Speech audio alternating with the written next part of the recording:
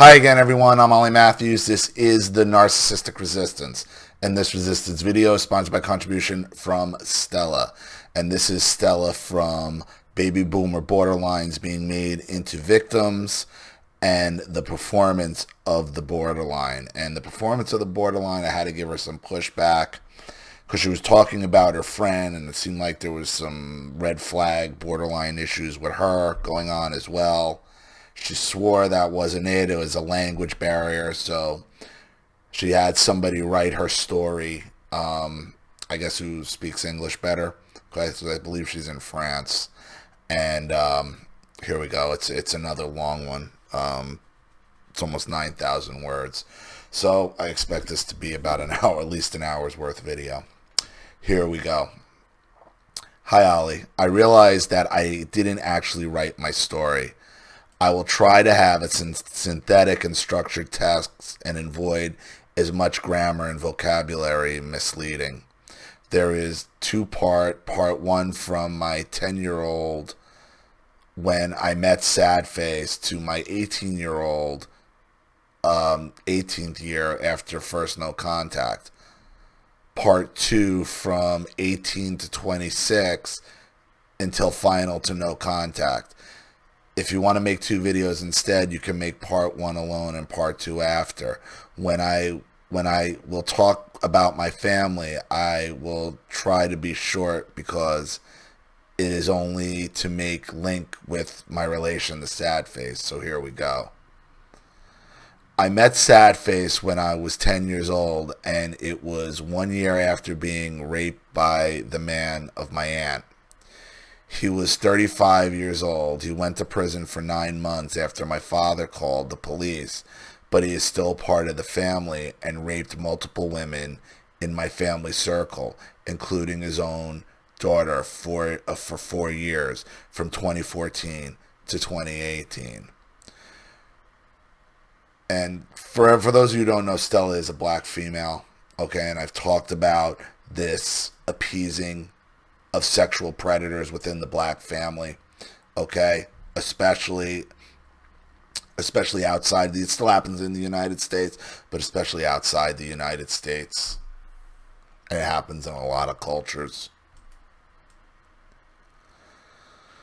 For my family, I was the one making the secret out and must be punished. My family already rejected me at an early childhood for being gifted and for being able to saw through the lies and games. After the rape, witnessing everyone, my mother included, turned against me and inverted the role with my abuser, traumatized me. They did everything to try to avoid him to go in prison or lower his sentences. Listen, this is what happens in your kind of type of cultures, okay? Okay, they appease this type of behavior. Okay, it's not only in families, it's in communities. I mean, this happens over and over and over again. My channel is riddled with these stories of women who were raped by family members, who are assaulted by family members, family friends, and everybody's in on it, and everybody's in on the cover-up.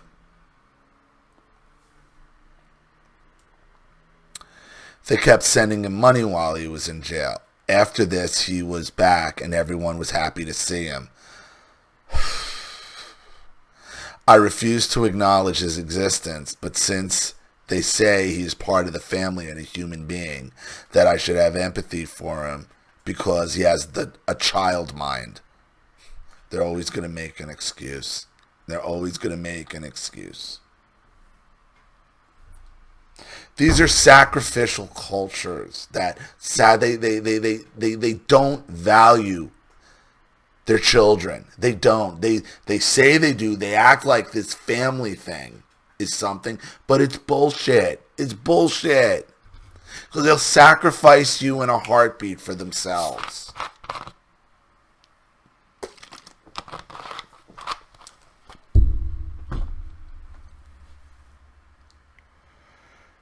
Refusing to talk to him was like showing something was wrong so things would get was getting worse for me in terms of gaslighting and emotional abuse. It will be another story if I am ready for it. After this period, I had one of the coldest feelings I had never felt in my life. Indeed, I don't have a family. It was like it confirmed everything I experienced with them until I grew up in the ghetto, and in this area, people think since childhood they are doomed, and it is not easy to have so much minorities fighting for power over a shitty place. Right, and you are just a tool for power. I understand letting you get abused and assaulted, and not only you, other girls in your situation in these areas. Okay, you're just trade. So if the neighborhood gang leader wants to have his way with you and it does the family good, they let it happen. The preacher, they let it happen. And I was bullying at school because I had good grade and refused to be the flying monkey of the group of mean girls. I was a Krell Boynaise. Okay, I don't know what that. Krell Boynaise. Krelboynes. Okay, but never understand why people expected from me to feel miserable about myself and run at them to leak their shoes. People had punitive behavior if you don't submit. Is that not what we call narcissistic injury? Yeah. The year before meeting Sad Face, the group of mean girl organized a fight, kind of an ambush, where almost everybody of my class turned against me and insult me in a circle. I stand to them. I was used to fight if I had to defend myself. I was rescued by one teacher who isolated me and asked me what the hell just happened. I didn't want to talk about it, but the girls ran to tell our parents that I started everything. They written testimony letter to defend the head of the group and put it in the mailbox of my mother and the mother of the head. 2 years later, they apologized to me because the group broke. The head went too far with them, but it was too late for me. I know these girls since kindergarten. That's what girls do to that, and that's in any culture. Girls turn on each other in a heartbeat. They're horrendous. They're horrendous to each other. They're vicious. They're more vicious than boys ever will be. Two boys get into a fight, two guys get into a fight. Once the fight's over, it's over, and they're usually friends afterwards. Not women. Not women.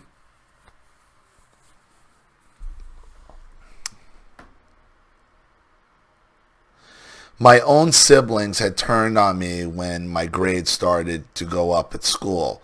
Before this, I almost repeated a class, but I panicked and started focusing at school. I was 8.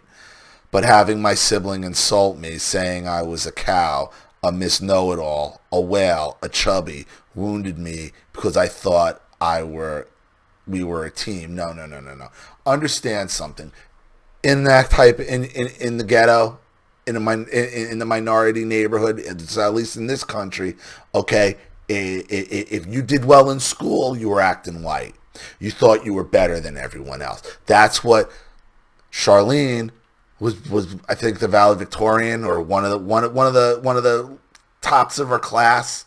Won every award, tons of awards, all academic awards all over the wall. They used to accuse her of showing off, of bragging. We get it, Char. We get it. You're better than everyone else. That's what they do. That's what they do.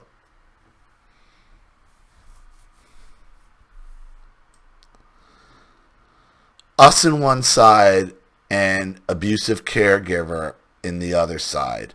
Even if my brother and sister was beat like everybody, they were golden child. My brother from our father family and my sister with a stepfather at home. Another story too. I don't know what you call it in the USA, but I am gifted. High IQ, high EQ. And if you know some gifted people, you know it is not easy to find the right match, because it is a little proportion of the populace. There must be numerous on this channel because gifted are good narc supply. When I met Sadface, I had already internalized that I was responsible for creating insecurity in other people, and in some ways I should do penance for this. I didn't realize that I had made myself officially the martyr of the family. Well, it was more easy to take a role that they had already gave me. I had to live with them, and I wanted to continue to love them and feeling part of the team. I tried for years to show to them that my capacities could be an asset for them. I am the person that people come to ask for a solution about a problem, to identify their feelings like some kind of psychologist, a peacemaker and caregiver. I tried the same thing with Sadface. Some gifted person have similar story from narcissist family. Some of my friends, at least. I am not the only gifted person identified in the family. The official one went no contact 5 years ago. I never heard my aunties plus my uncle talk about her in a good way. The simple fact to hear her name led to epidermal reaction from her sibling. They just started vomit, I guess word vomit. She thinks she's better than us. She was ashamed of us. She's too cold and mean, and it goes on like this. That's what they say about Charlene now. That's what the same things her family says about her. She thinks she's better than us. She thinks she's too good with us. She's ashamed of us. And she is. Because she's been hearing that shit her entire life from them. Even if she was kind and helped them in a lot of situations, financially and emotionally, because she chose another path than chaos and tried to break the cycle, she was the villain. That's how it works. Whenever you try, you're always the villain when you break the cycle. Especially in a black family, and you're deemed gifted, like intelligently gifted, they hate that. It's the worst thing in the world. You think you're better than me. However, they will be there to claim your successes once you have some. Their goal is to try to make sure you never get them. I had actually a lot of conversation with her when we would talk about how the same pattern of destruction and abuses kept repeating themselves in our family, and people seemed not to understand it. She was a scapegoat or black sheep. Don't really know the difference. She wanted to be a doctor but failed school because she wasted her time and energy trying to help our family, which was why they did it, to ruin her dreams, to ruin her future. She ended up marrying a borderline man, is now divorcing and started a new family. My aunties used to say to me that even if I was also highly intelligent like her, it seems accidental on my part, like Dopey the Dwarf or another stupid cartoon characters. Oh, and Bud from Space Goof. They could feel comfortable around me.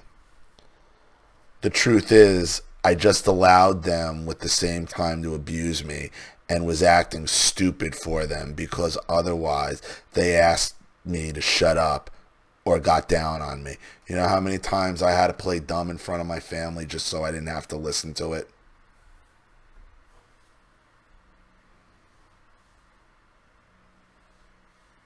I couldn't fight all the time, so I spent a big part of my life to decrease me and try to make myself very small at people's requests. Before no contact, my cousins and my big aunties liked to look at me with contempt and ask me, and you are the most intelligent person in the family, and are you the one doing the high studies? How is it that you didn't create the end of the world working in a lab. Tell me you will have your driver's license. I will not drive when you are around. The rest of the time being put down on the physical. Everybody had to pass. Everyone had a pass to feed on me out of nowhere. I would simply smile like the stupid person I was supposed to be. And when I would try to communicate intellectually, I would be shut down without finishing my sentences. I waited for a year for someone to tell me I am gifted or just ask me, just to allow myself this label without thinking I was crazy. The word was pronounced for my aunt, but never once for me. I will develop this in the next story. My mother, my grandmother, and two of my aunties have all BPD at a different level. I was not susceptible in romantic relation, but I was in a friendship. You're talking about with sad face.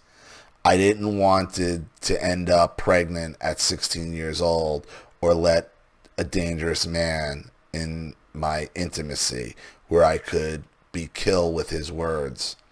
Mostly I didn't want to be like the fake Amazon women who raised me. They were as weak as brutal, and thought the only way to keep a shitty man is by making a baby. We say everywhere, friend are the family that you choose.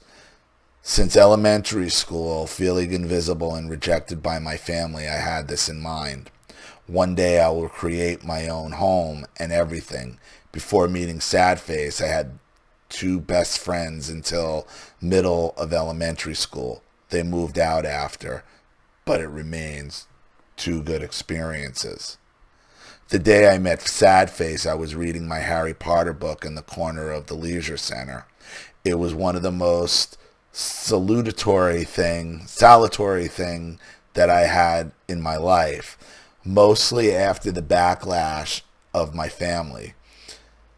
Since the very beginning, Sadface didn't respect my boundaries.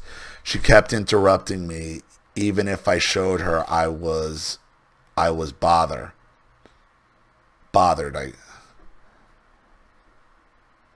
After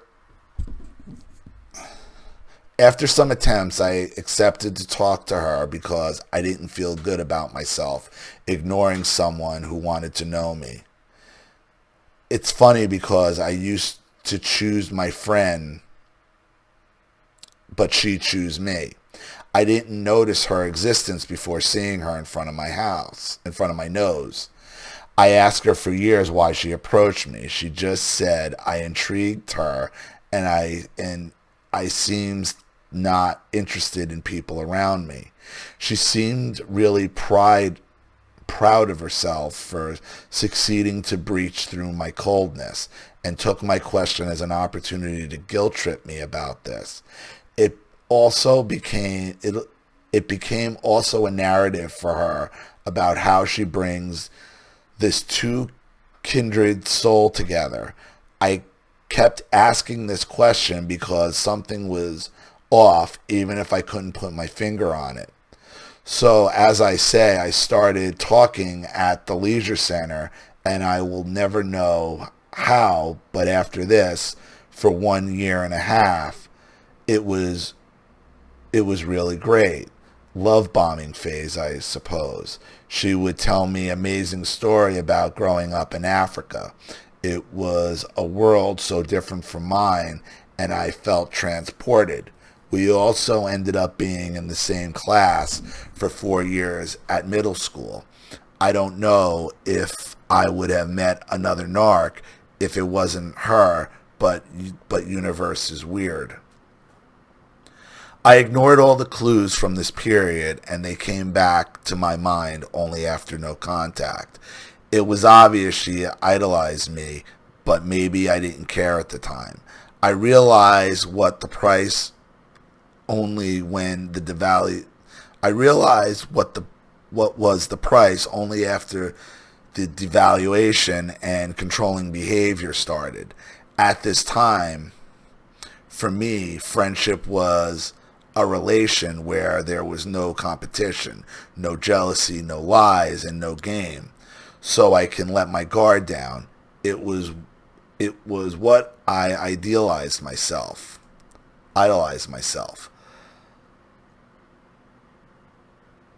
Nobody meet the narc for no reason. They enter some door via a dream that we have ourselves, and they put salt on our wounds. Everybody put the values in the form of relation, which means something to them. I was 10 years old. BFF matter for me. Still today, there are a lot of TV show and movies which portray best friendship between two females at different age. Most are from the USA. It was not crazy of me at the time, and those aren't real. Those are fantasy TV shows. Most female relationships that I hear about, that I know, are like this. They're just like these internal competitions. They're just these non-stop competitions. Passive aggressiveness. Everybody's got an ulterior motive and agenda. I don't believe in it today, and I learned my lesson the hard way, but I needed to reach adult age to be able to go in final no contact with sad face. I also think currently that most of this TV show and movies normalized emotional abusive behavior between females. It also lies to females about the nature of females, about the nature of female relationships and the competitiveness of them.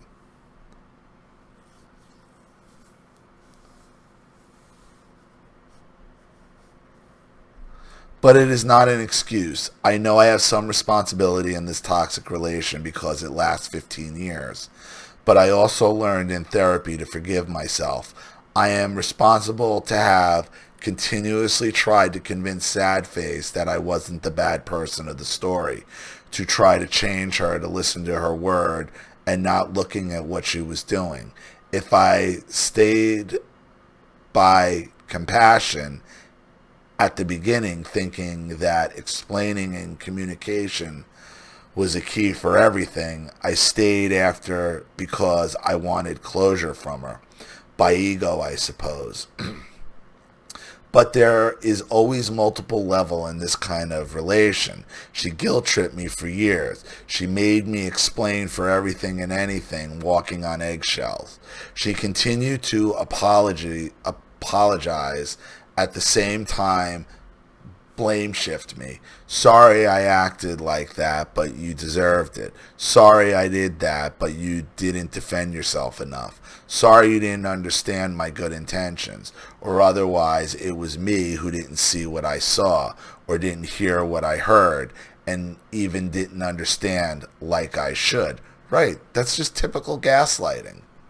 You put up with gaslighting for 15 years. Thinking you can convince them, thinking you could change her, and you can't change a borderline. But because you were raised by borderlines and you've picked up some of the tactics yourself, you think that if you just keep hammering it, eventually you're going to get through. That's why you wrote me another nearly 9,000 words. Because you think if you just keep hammering and keep talking, and I'm not saying this to pick on you, Stella, okay? But I can tell you your problem is you think that if you just keep telling your story over and over and over again, eventually it's going to get through, which is why you put up with her for 15 years.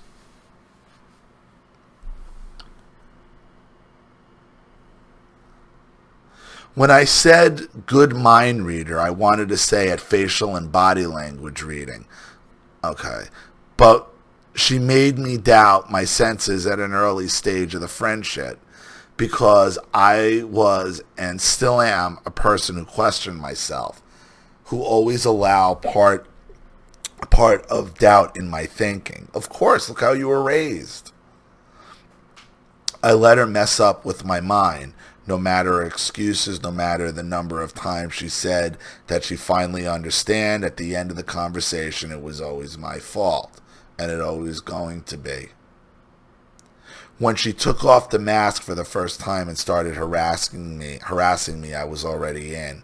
I knew something was off because I started saying a lot of things about me which looked like a deal breaker. At the same time, I wasn't wearing mask with her because the mirror led me to ignoring my gut feeling. A lot of gifted person in denial wear masks to escape bullying and rejecting at school. But I think it is not the same masks than narc. Narc wear masks to fake humanity, and gifted person wear masks to hide their sensibility and their emotional, intellectual precocity. I told her during this period what was my value, how I saw things, and what I liked to share. I talked about being introspective, trying to identify my emotions, and understood myself. And because I was highly wounded by the jealous, punitive behavior of other people at school and in family circle, I talk about this specific emotion. I think there were signs of this in her. I was 11 years old when I told her that jealousy was, for me, the most hideous feeling that human being could have, and in my opinion, there was no place for this in friendship.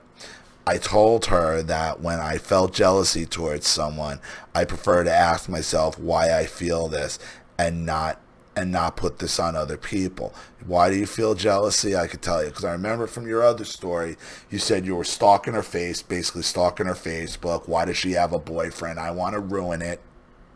The same way your family wanted to ruin your academic achievements and your sister's academic achievements. Okay, this is a characteristic that this is what manifests into your jealousy. Just like your family, I understand something. What motivates your family abuse is jealousy. What motivates these wars between women is insecurity and jealousy.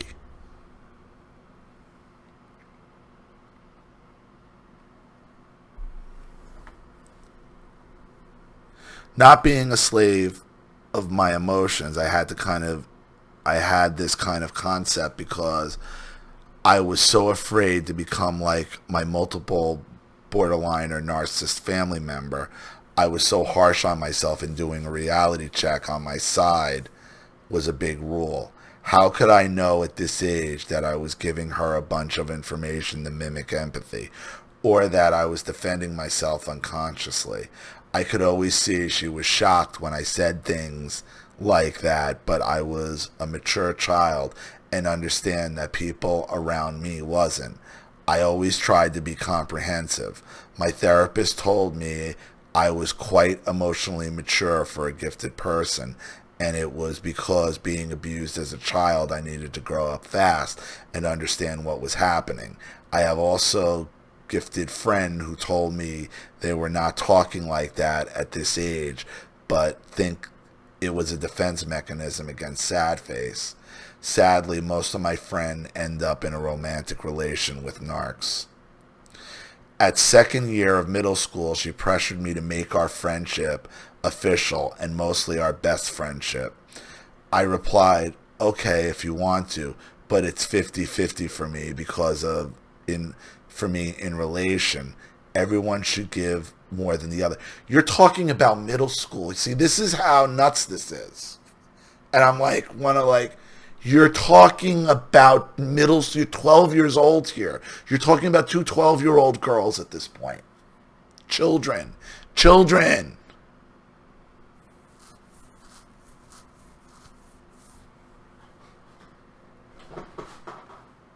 You gotta stop. You gotta stop with the childhood stuff. Like when you're talking with two friends, you're talking about friends in middle school here. You're talking about middle school girls competing against and being jealous against each other.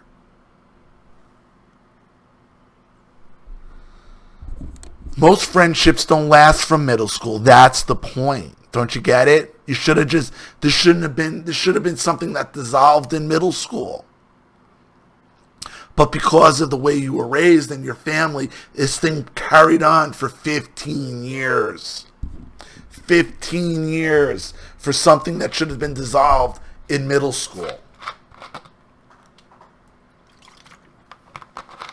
That's not to say we don't talk about childhood trauma. It's important. But when you're talking about a friendship in middle school that lasted for 15 years, then you're getting into jealousy issues.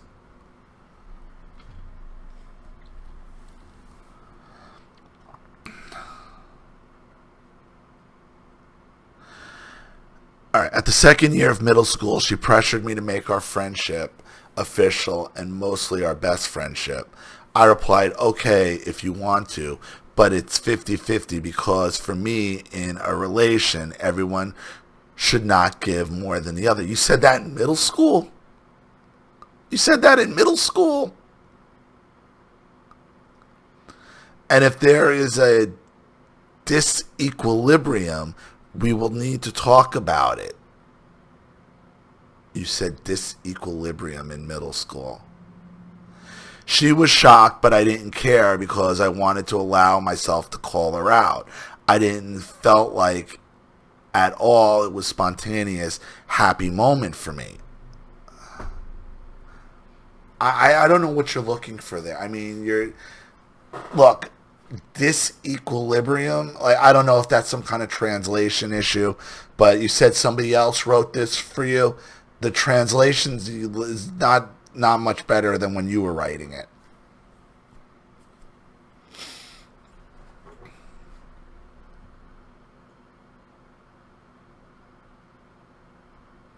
Because of my grades, I used to be careful not to upset other. I always tried to make myself little in class, like in my family.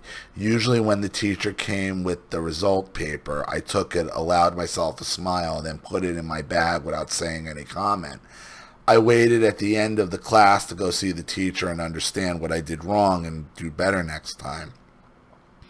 I wasn't the kind of person who bragged, but always accused of by people who had punitive behavior toward me. I could see at the time that sad face was bothered, so I put more efforts in being discreet. Same year, while we were having an exam in French class, I took some sheet in my bag to practice before I put it properly on the official paper. I saw too late that I already write things on this and didn't knew what to do. So I put the sheet on my left and hope I could finish the exam without any problem. Sad face was always with me in class. She was on my right this day. She reached to my paper from her side and lifted it in the air for everyone to see it. I will never forget the effort that she put on her face to make it appear as that she didn't know what she was doing.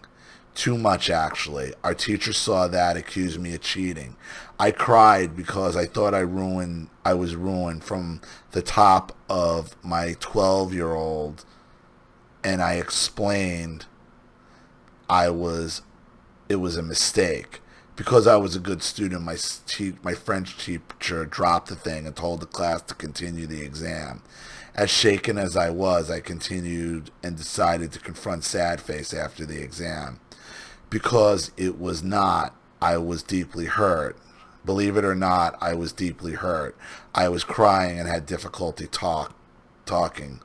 I asked her why she did such a thing, repeatedly.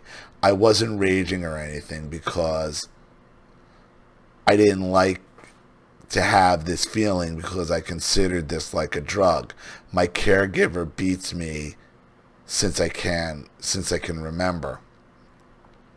So I grew up having a shot of adrenaline and didn't like to feel this. I was just devastated, and sad face was denying, and she had a big smile on her face and sparkle in her eyes. She had her delight. I knew she was lying. I knew she took pleasure in this, but this day I chose to deny myself because I was too hurt. When you're abused, you know it. You can deny, but your body don't forget, and the traumatic event kept surfacing. The thing is, sad face enter, and that should have been the end of the friendship. That should have been the end of the friendship. Okay? That should have been the end of the friendship right there and then. The sad thing is, sad face entered my life to give it exactly what I needed without me asking or even knowing it. And after fishing me, she gave me exactly the contrary. I tried to found again this feeling from the beginning when everything was great. This event was the first stage of the trauma bond. I didn't want to quit on this, and I just kept asking her that we needed to talk about this. She seemed jealous in numerous moments when we should talk. I am known in my family and in friend circle to talk my feeling and emotions to try to settle conflictual situations. Good meat for the narc, but weakness point for narc supply. After denying for days, one day she admitted temporarily. It was almost theatrical.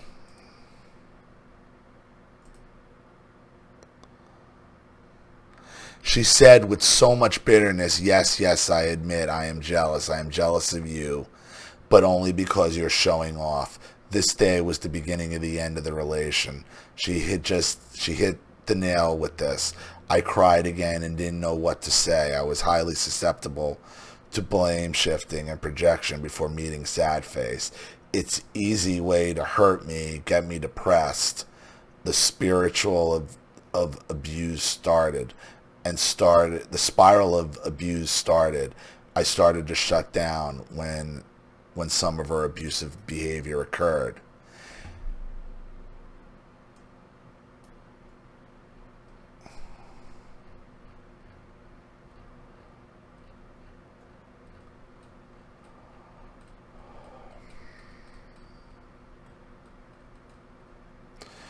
After the first steps of devaluation, I said to sad face, you and I have both suffered from emotional neglect, but we don't express it in the same way.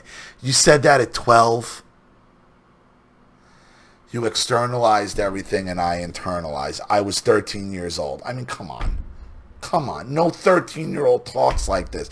I mean, are you writing me a story? Are you trying to write me are you writing me what happened? Or are you trying to write a novel here? I also told her that when someone yelled at me or displayed angry behavior, I tended to shut down because I used to being beaten. So I asked her to try stop doing it or let me some time to be able to respond, time and process feeling. Guess what? She didn't care and never did. And even worse, she used this for many years. She was harassing me almost every day in middle school, and because she wanted us to be exclusive. She didn't understand why she wasn't enough for me and felt rejected. I kept explaining that I needed to have different friends because people were different, so the relation and what were being shared. She was always devaluing every hobbies and we didn't have in common, or everything knew that she didn't. She already told me multiple times that she abandoned by her mother at 6 years old. Her mother let her father took her after a trial. So when she had reproaches, every time I tried to make some effort to work on myself, because she was a wounded person, I felt very sad for her. She had to convince me of this type of relation. BFF needed high level of nearness. Like, this is just creepy. Like, this is just getting really, really creepy. And why would you, like, why again? Like, because I think you're trying to control what's uncontrollable.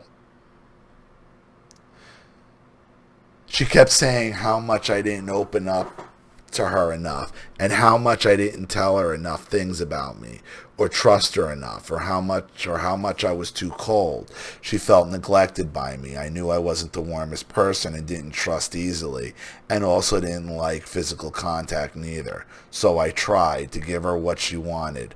One day I accepted to tell her my biggest secret. Maybe she would have to understand my so-called coldness. I was searching for my word, but as soon as she started understand it, she looked at me with a big smile and say, "No, don't tell me you were raped." And she acted like it was dirty gossip about someone else, so excited. I shut down and say that I was joking, that it was a test. I was able to talk for the first time about this at 18 years old and not the sad face. She had a way to make me feel unsafe about being hyper vigilant about my life and secrets. I kept many things from her, but also felt obliged to tell her things. Also, none of my friends had this kind of request towards me, and none felt that I was too cold. I started to talk about my personal life and struggle only at 16 years old, and people around me started to tell me things. It was perfectly normal indeed. Every abusive sad face was linked to her being abandoned. This supreme excuse kept coming back over the years, and she used this on many people. I tried to make her realize that she had possessive behavior, and she was in absolute denial. If she didn't win an argument, meaning having me take some blame, it kept surfacing over the years. And when I could, surpassing the emotional paralysis of those moments and tried to talk about it in quieter time, she would gaslight me. If I defended myself at the time, I was bad because I was making her feel she wasn't a good friend. If I wanted to talk about it after, I was even more bad because I distorted her perfect memory of our friendship. It was a no-win situation for me. Even the girls from our little group at school tend to add some filter around sad face because even for 12-year-old girls, she appeared immature. Like, again, remember, we're talking about 12-year-olds here. You're going on and on and on and on and on and on about a prepubescent 12-year-old girl. Or just becoming pubescent and all that. Like, this is what you're obsessing on. You're obsessing on middle school. And this is my point with a lot of women when I say, a lot of you don't progress past middle school, lunch table. Here's a perfect example of it. Most borderline women are stuck at the middle school lunch table. And Stella, you're stuck at the middle school lunch table.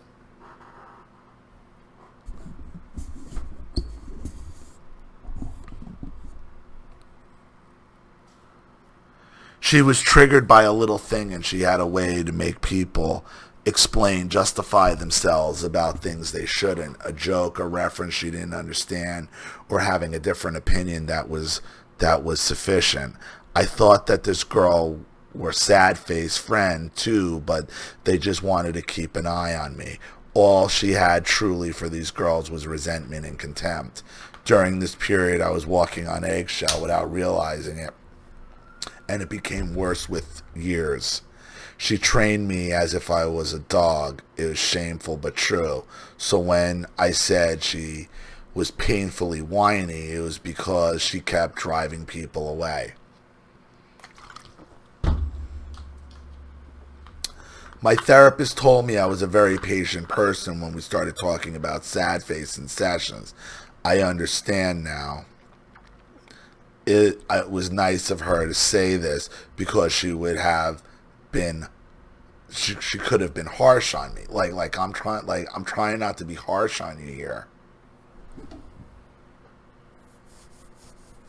During the re-idolization phase or love bombing phase, when she apologized and told me she understood, I was also full of love, full of hope, finally mirroring me all the time. She was using my own speech against me: empathy, respect, self-worth, understanding of other people, an example of mirroring, because she had difficulty to accept her abusive behavior.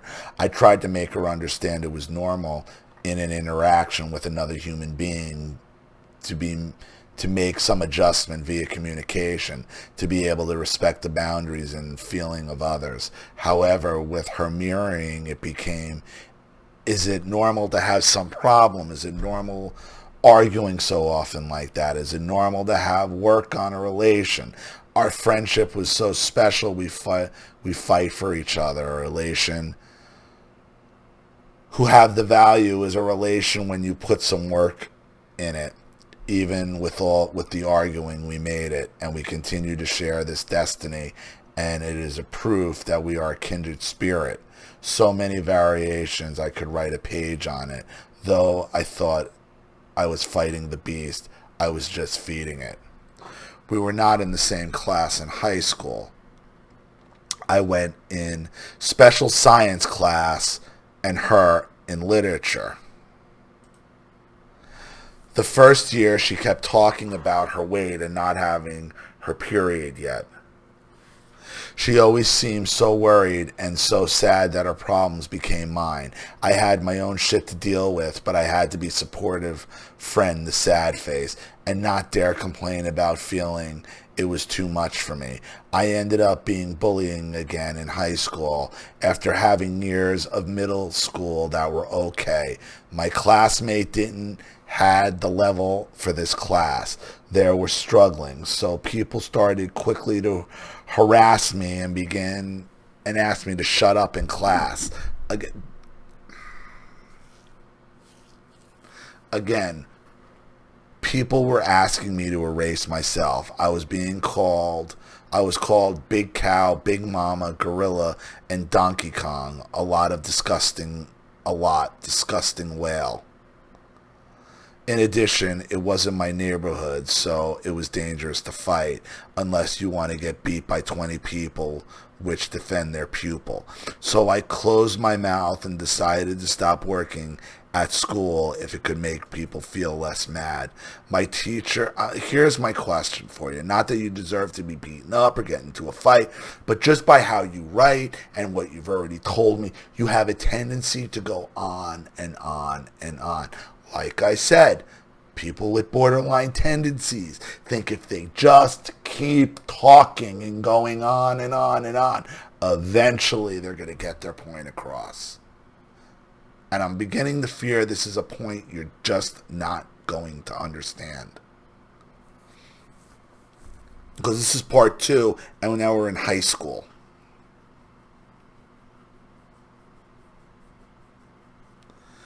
My teacher, who were too scared of bully, so they never said anything when I was insulted in front of them. My grades dropped quickly and nobody asked why.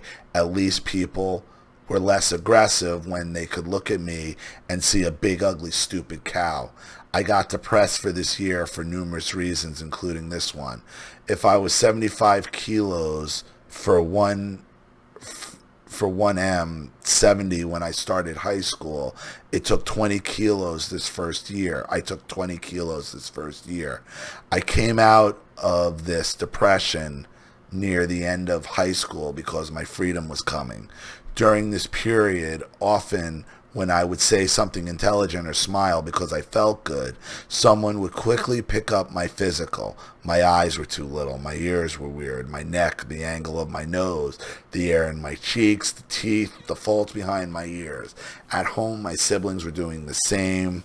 Negro for big nose in English, too dark, not a real black person, too white on the inside, always too much or too less of something.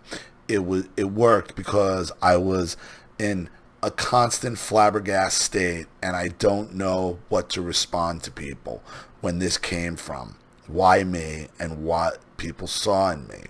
I perfectly knew it. I was just in denial. Every attack was an unconscious proof that I needed to stay hidden.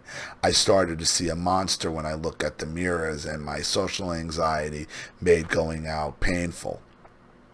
I was sure that people were afraid of me because I was a disgusting person. I put a photo of me from 1 year ago, and you will see I am okay. I don't look like a gorilla. I am much better now. No, you don't look like a gorilla. You're very pretty, actually. Which is why you shouldn't be putting up with any of this bullshit. I am much better now, and I got rid of my dysmorphia.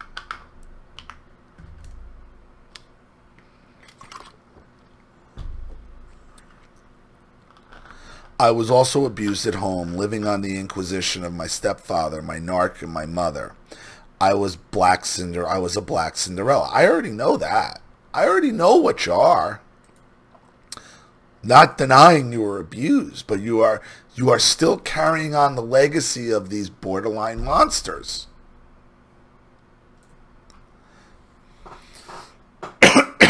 I only knew high school and home.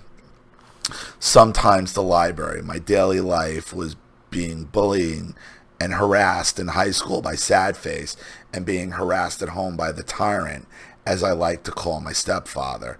He liked to tell me that even if I was good at school, I was good at nothing at home, and will never find a man that would love me if I didn't focus on my chores. He tried since middle school to sabotage me in my study, and tried to convince me, my sibling, and himself I was evil in a feminine body. He wanted to save me through religion, save my soul from my own vices.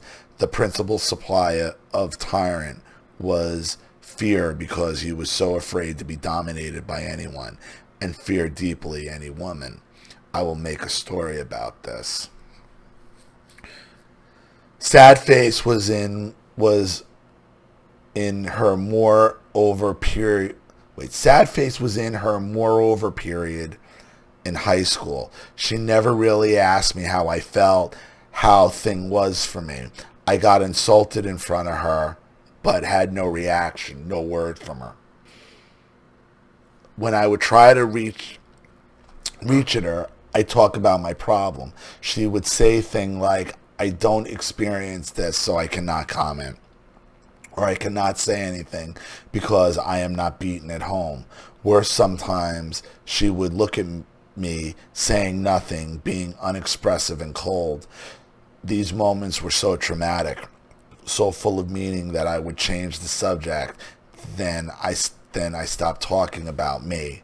The specific manipulative tactics left me shaken. I was in extreme cognitive dissonance while she kept reproached me until the very end of this relation, that I wasn't open and didn't trust her enough. She punished me almost every time for having need. After the first year of high school, she ended in big distress phase because she couldn't found a replacement, new supply, I mean. She was moping a lot to me, saying she felt empathy and was highly tired because she felt she was pretending all the time. Some narc, especially borderline, have difficulty manage themselves emotionally, so it can be difficult to catch supply. So when they have someone, they don't let go of this person. I didn't realize what she was actually saying. I felt sad for her because I never felt like this, on the contrary. And in high school, we all pretended at some moment. I didn't understand all the time meant all the time. She tried hard and to find new supply. She did a lot of partying in Paris. She had a life which seems full. She always came back at me, critical of what she called her fake friend. She kept saying people were not as empathetic as I was and didn't have enough values. No, actually, I was a fool and lacked empathy to myself in this situation. I had weak points. I accepted things that I never should have. When I was critical of other people, I tried explaining that friendship wasn't a fusional thing. She shouldn't expect people to be like that with her. For her, it was abnormal that I have friends, not her, me. She wanted me to call them buddy and not friend. I refused, but ended having to explain myself at multiple times. She was in so much distress that she harassed me at every break or common class possible. I think after this first year, people in her class started to figure her out. But I have an anecdote from the second year of middle school, which shows what kind of horrible person she really is. I mean, we're talking about sophomore in high school right now.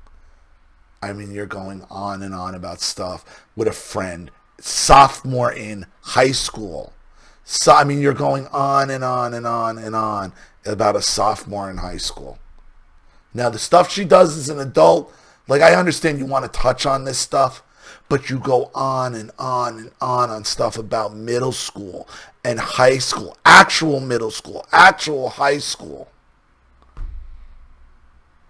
And you don't realize that you're wearing people out. Because in your mind you think if you keep talking, if you just keep explaining, it's going to get through. And what you're doing the opposite. You're driving people away.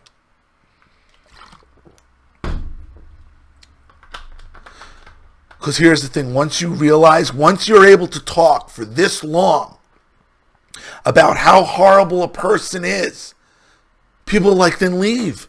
Like at this point, you're just a glutton for punishment. Or you have another agenda. Or you think that you can change this person. And that's your own ego and your own borderline coming through.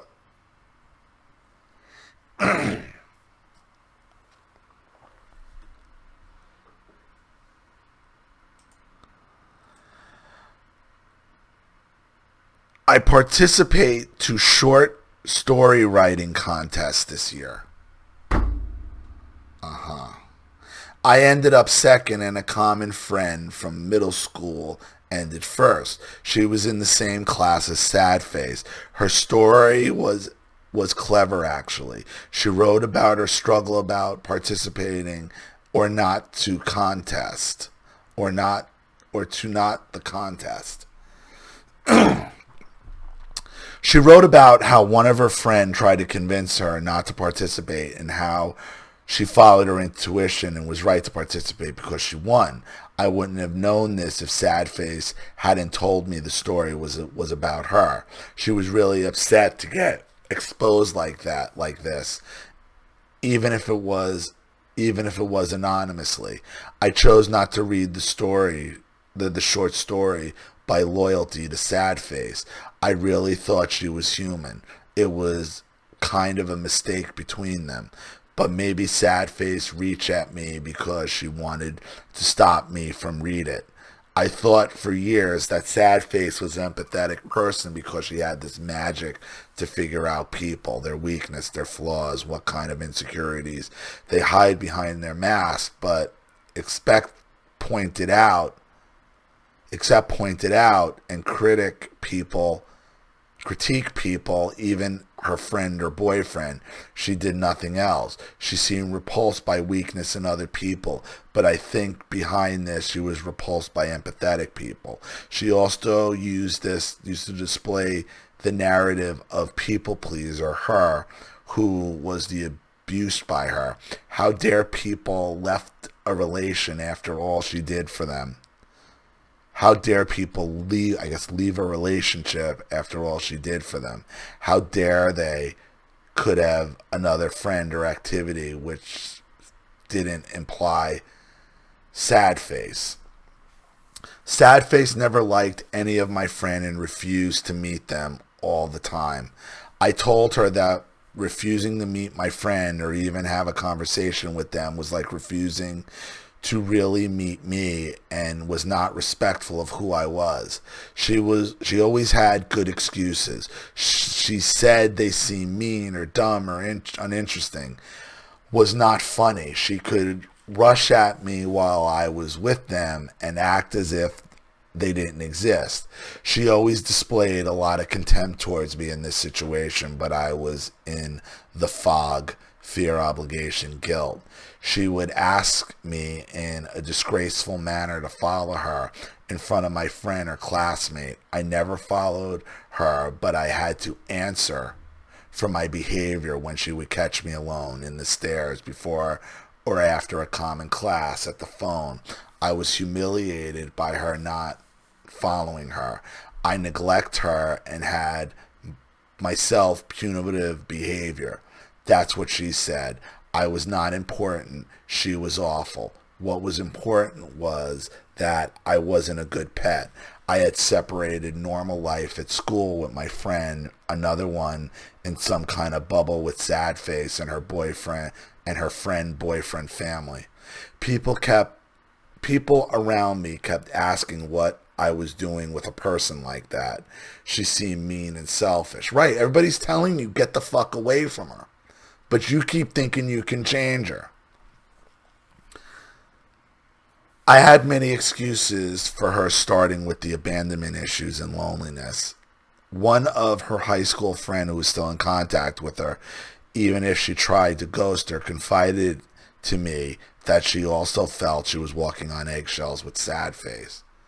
So yes, Ollie, she followed me at my house at a time when I was suffocating near the end of high school. While she was following me, she kept saying that she will not let me down and not let me drive her away. She'll also fight for our friendship even if I couldn't. Remembering all this is hard. I forgot it because I was conditioned to see the good in this relation. I went no contact for the first time the year after the stalking event. I was 18 years old. It took her 4 years to have me back. And I realized too late she didn't change like she pretended. Only her strategies. No, because she never left middle school. And she keeps dragging you back. And you're out for 4 years and you keep letting her drag you back to middle school. And then drag you back to high school. And here you are, okay, 15 years later, writing me 9,000 word stories, okay, about middle school and high school between 12 and 13-year-olds. That's nuts. That's nuts. Regardless of who she is, abuse here, you're talking about two 12-year-olds, two 13-year-olds in this type of detail and depth. That's nuts. Therapist isn't going to tell you that because the therapist wants your money. Time is money for the therapist. More time, more money, drag it out. She'll let you sit there and talk about fucking middle school, okay, for 6 goddamn weeks. And she's going to let you fucking fester there.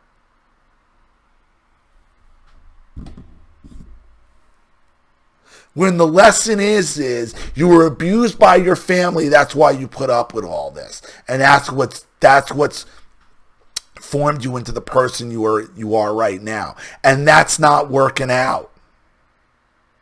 Because you have this tendency to keep explaining things until you think you're going to get through to people. And what you're going to do is you're driving people away. And people are like, why didn't you cut this asshole out 15 years ago? And then people are going to say, what the hell's wrong with you?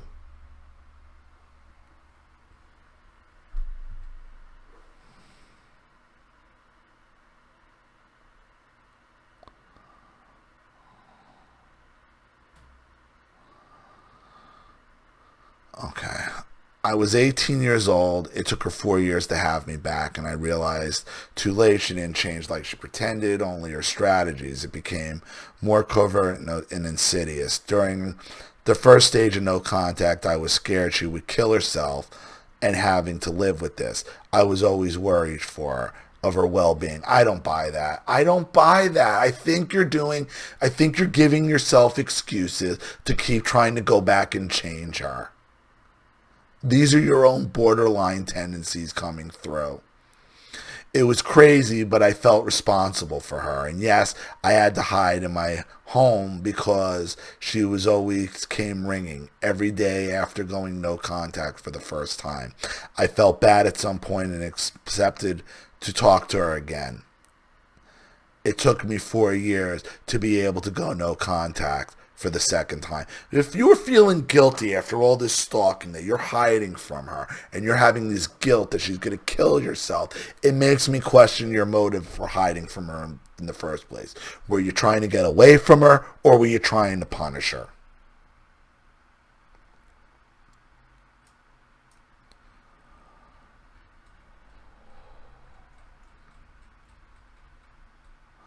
Also, she tried to make me jealous on every occasion since high school. She was the kind of person who would seek validation because she can cook an egg properly, and would try to make you feel insecure because she can cook better than you.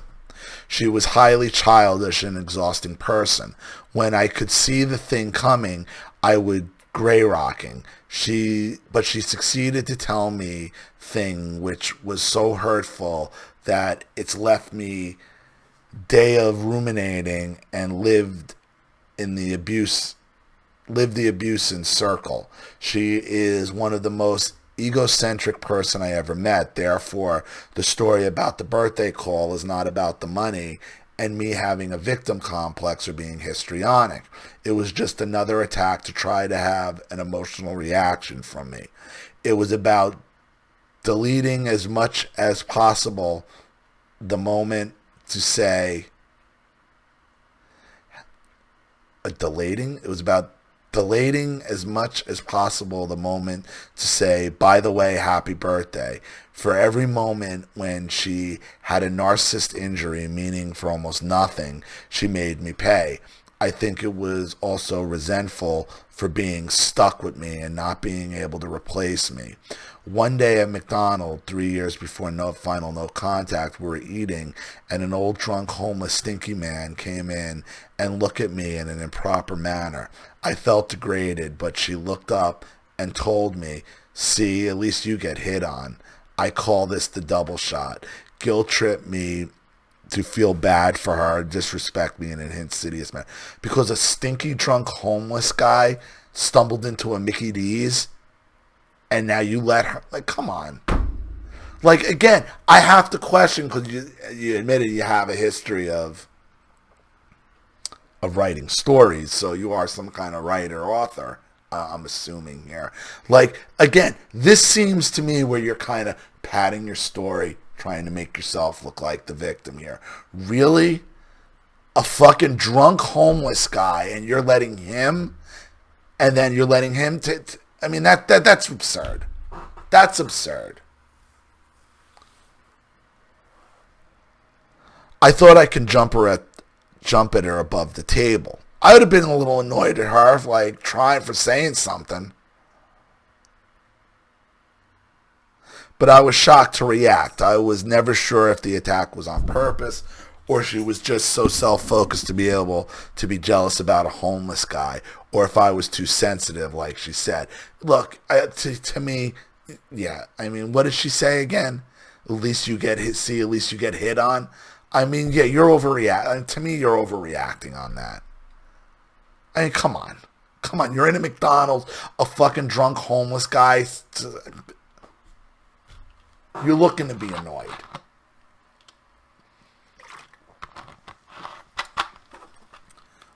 If Sadface loved me so much, it was because I was the only fool to accept the abuses. Yeah.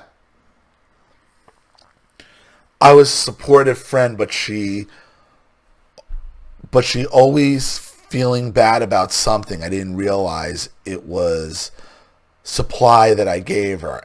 At 20 years old, I went in another city for 5 years to study, but she still had a hand on me. She kept reaching out to me. I had to be a witness of her every life event, comment, and comforting her. Sometimes I was exhausting and just wanted to listen to her make myself present without commenting everything. She would get upset and she said she didn't call to talk to herself and make some monologue. Again, I ended up defending myself, having to explain that sometimes I just had no opinion. At the end, she always had what she wanted. Between what you think you give to the narc and what you are actually giving, there is a world. There is a world. I didn't knew that was her human decoding library. 2 years ago, I went 8,000 kilometers away from France to start my PhD, reaching this major goal, which was a part of my escape plan from my family, plus the people I met, especially the last 3 years before no contact, to help me get enough of survival mode. I started looking at my past as if you look at the damage after surviving a storm. It wasn't funny. I started to feel angry as hell and didn't know what to do about it. But it took me to get out of the denial of my giftedness to start therapy. And it wasn't about sad face at the beginning. It was about social and family rejection. Yes, that's what it needs to be about, because that's what this is all about. You're going for your PhD, but here you are stuck around middle school.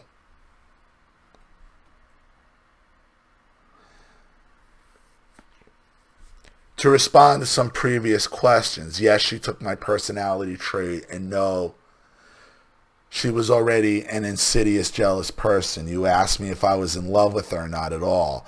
I asked her continuously to have healthy boundaries. I beg even. She thought she was me. She even thought that I was there at a moment where I wasn't. For people witnessing this, it looked like two best friends who shared so much time together that they couldn't know who was there and who was not.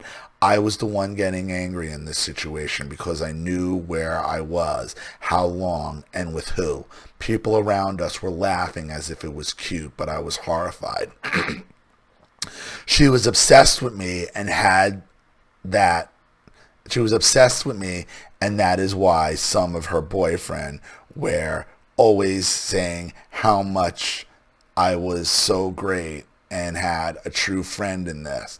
It was only because she needed to idealize to me to be able to idealize herself by reflection. The fact that I stayed, was the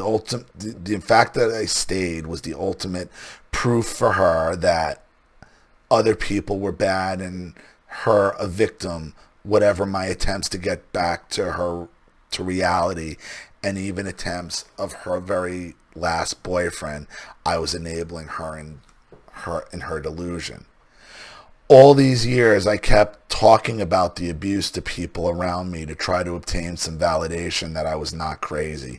She convinced me for years I was kind of the villain for not allowing her to eat me entirely, for resisting to abuses. It is difficult to describe the abuse of a covert narc. They used the vulnerability card, all the push, all the punish and reward.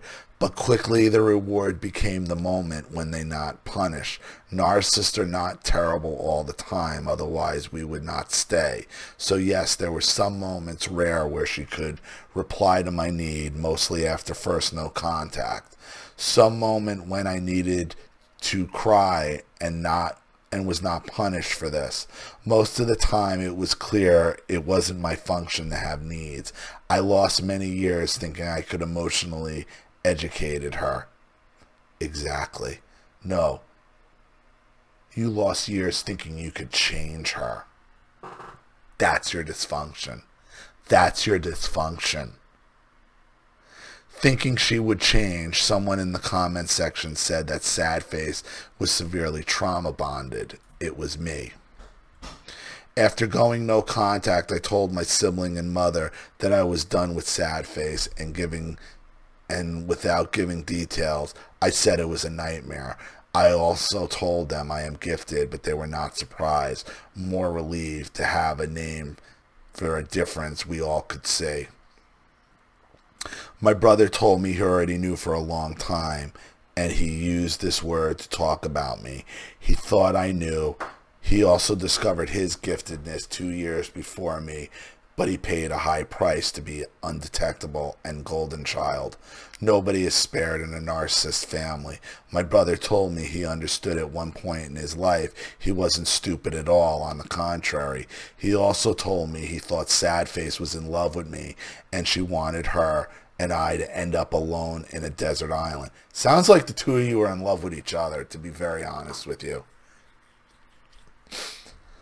I told him I thought this was two in high school, but understood it was an obsession, an extraterritorial behavior after some internet searches. I didn't have information about pathological narcissism. It is currently more popular subject in France, but we are far away from you. I told my brother that on my side, I felt she wanted me to be her Tinkerbell and put me in a cage for the only one who can have my light, and in the same time she wanted to kill this light.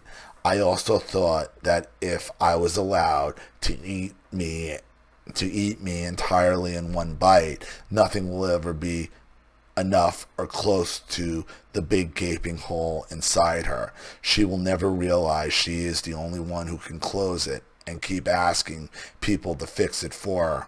I didn't come to this conclusion in the snap of a finger. It took me years of abuse to understand this. We know our narc. It just took no contact to accept it. Because sad face has no senses of self, because she is nothing behind the mask, this individual wanted my perfect mirror to keep, and kept punishing me for not being able to mimic me perfectly, and for displaying myself imperfections. I asked her multiple times to stop idolizing me and to accept to see me for who I was, with my flaws and weakness.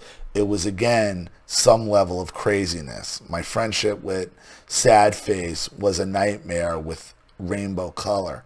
She couldn't find the new good supplies, so she kept love bombing me hard and guilt tripped me all the time, saying she needed me, that she loved me, that we were a kindred spirit, and after sister of heart, and at the end, her real sister. She didn't care that I didn't confirm or reply the same to her most of the time. Why? See, I think there's stuff going both ways with the two of you here. It was just important to say it and entertain the delusion. How could I have left her if she had no one? For me, it was condemned to death. I am so grateful to Stephanie, my therapist, because she is the first person to acknowledge what I experienced in the proper manner. She supported me before and after no contact. She worked especially with gifted people, so she know about narcissistic abuse. Narc go where there is the most food. She helped me deal with the PTSD and flashback after no contact. She was kind and helped me focus on myself and accept to abandon people who mistreat me. To stop taking the emotional baggage of each other, to stop feeling sorry and guilty for the narc. They made their choices. She told me at our first session that they will be able to get rid of my family after being able to get rid of Sad Face. I was surprised because I didn't really talk about my family yet, not in this way. Well, if she had any goddamn knowledge, she would know all of this is being caused by your family. 6 months after going no contact with Sad Face, I went no contact with my family from my father's side. Stephanie is one of the few person I trust completely on earth, and I am grateful that she is part of my healing journey. I almost lost myself with Sad Face, and I didn't know who I was anymore, what was my strengths, my values, or if I would not go to psychosis. I really thought I was a crazy bitch with a victim complex. There is still a moment where I burst tears when I feel deeply ashamed that I will not let this happen to me, that I let someone have so much power over me. But I tried to forget my 10-year-old me and all the version of me I was until no contact. The saddest thing is, even if she kept abusing me when she came in my life, she was the one person that gave me some kind of love. It was artificial and I paid a price I will never forget. The only good thing about this is that she gave me my biggest life lesson. Never again. I'm doing the work. Every week I understand better something. I became a good detector of narc. And when they start projecting, I don't allow them to enter. It is not easy to expulse the narc from our psyche. So the best thing is not letting them enter. Projection is not only something that hit you, it is something that you get through like a wave. Wave after wave, you accumulate residuals and the infection get worse. I was weak at the time when I write the last email, and apologies to everyone. I didn't break no contact since this event. As I said, I wanted to have a confirmation of a conversation the new boyfriend of Sad Face and I had. So I taped his name in Messenger and found the rest of the conversation with Sad Face. Just a few sentences. I suppressed the conversation and Facebook asked me if I also wanted to block her. I clicked yes and it redirected me on her page. I blocked her quickly, but not without seeing her last picture on the wall and the first sentence of a poem. That is why they remains a threat, because I realized she kept touching something in me. I will not contradict what you saw in the other video, even if I think the barrier language didn't play in my side since the beginning of the reading. But it wasn't a story. That's why I said after the first two emails, I'll write my story. Seeing the picture wall on Facebook, the poem of Sad Face was big triggered. She almost ruined me and there was no proof. We were the only two to know, and she thinks she is the victim, and that is what she is putting out into the world. So at time of weakness, thinking she will drive away his boyfriend made me feel that another person will know. That I said it was non-empathetic of me, but it does not make me the narc. I learned now that a narc is not someone that have negative feeling. It is someone which have, for the major part of negative feeling, a monstrous level, and who continuously punish other for this. I understand Sad Face is more extreme survival mode human being can be. I know she cannot exist without a host. What she did is deeply wrong. I am the victim of, as a victim of narcissistic abuse, if you think sometime you are broken beyond repair, you're not. They are broken. The next story will be about the event before no contact, 3 years before maybe, and after. Listen, what are you going to continue writing about this girl? What are you going to continue writing about her? Like, it's just, you're going on and on and on. You've made your point. You don't need to write anything more. What you should be writing about is your childhood. This girl isn't your problem. The more you talk about her, the more you keep getting dragged back to middle school. Move on.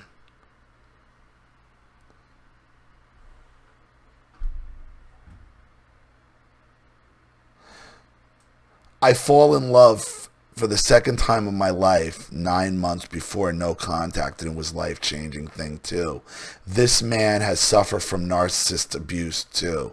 He is gifted but in denial and avoidant. Difficult for him to accept her specifically without getting out of denial about his narc family. If you continue to push him like you're doing here, going on and on and on and on, you're going to drive him away. Guaranteed. Guaranteed. Your problem's your family. Your problem's not this girl. And if you keep trifling with this, you're going to go right back to middle school. Thanks for what you do via your channel. I learned to allow myself angriness, even if it's scary to let it surface. Looking at all, this video was something which helped externalize it. It is amazing to see you talk openly about your experience and yourself as a man.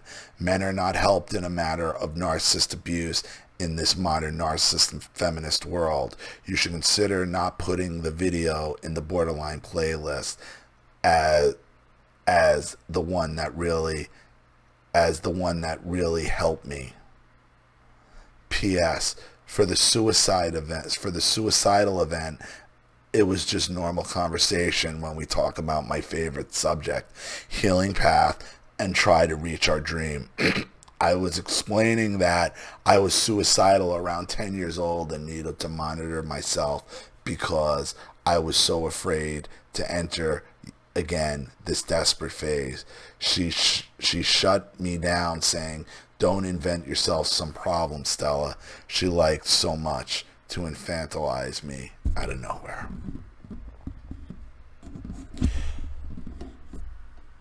The borderline female will drag you back to middle school if you let her, and that is what is going on here. You keep getting dragged back to middle school, and you keep thinking that you have to keep explaining every minute detail of every situation to the point where I'm telling you people are going to drown you out. Your goal going forward here, Stella, is to focus on your childhood and focus on your past. Wow, this is already at an hour and 25 minutes. So, I hope that helps. Stop trifling around in high school and in middle school, because that's exactly where the borderline wants to keep you. Understand your problems stem from your mother and father and family and abuse. Deal with that. Stop wasting time with this. That's the best advice I can give you. Thank you so much for your contribution and story, Stella. I really appreciate it. Thank you to anybody still watching.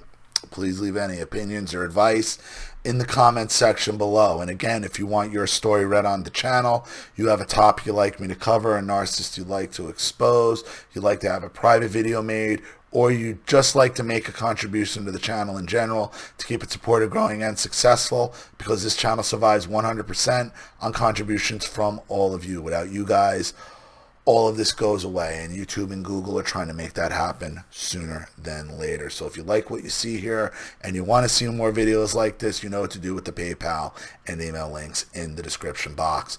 Also, please like and share this video wherever you can. Subscribe to my channel if you haven't, and be sure to click the subscription bell to be notified of all my video uploads. I'm Ollie Matthews. This has been The Narcissistic Resistance. Take care.